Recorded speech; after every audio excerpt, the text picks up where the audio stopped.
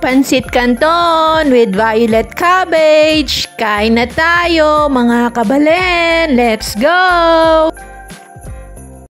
Hi guys, are you interested in planting, craft making, DIYs, pets, travels, cooking, and healthy lifestyles? Don't forget to subscribe and click the bell button. Hi guys, magluluto tayo ng instant Pansit Canton with purple or violet na cabbage. Ayan yung mga sangkap. Lagay tayo ng mantika. Mainit na yung ating kawali. Lagay na natin yung bawang at sibuyas.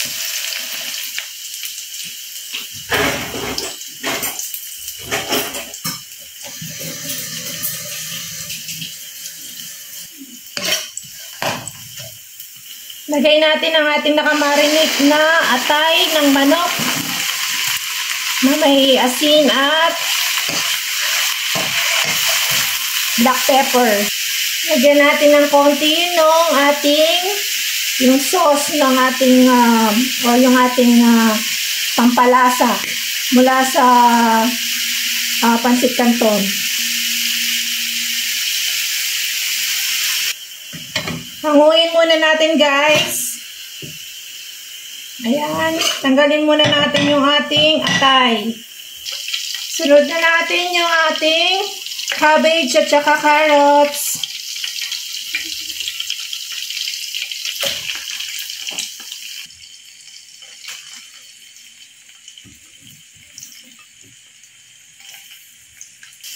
Isa lang natin ng konti yung ating gulay.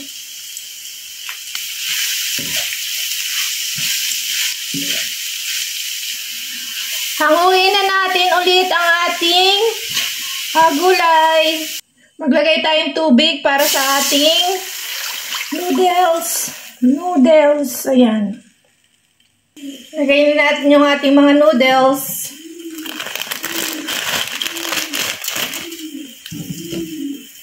Guys, ready na yung ating noodles. Lagay na natin yung ating atay. Yung sauce. Haluin natin. Ayan. At lagay na natin ang ating gulay.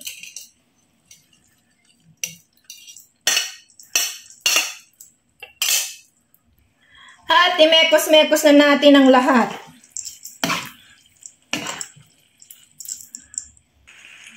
Ayan na yung ating finished product.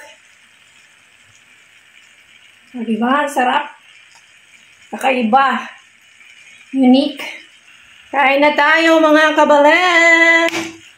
Let's go! Ayan o. Sarap, diba?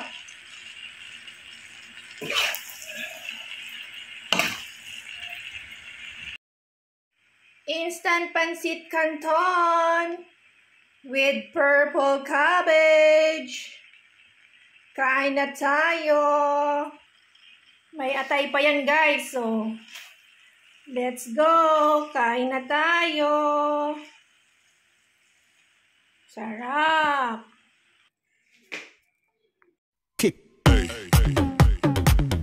Thanks for watching. God bless everyone.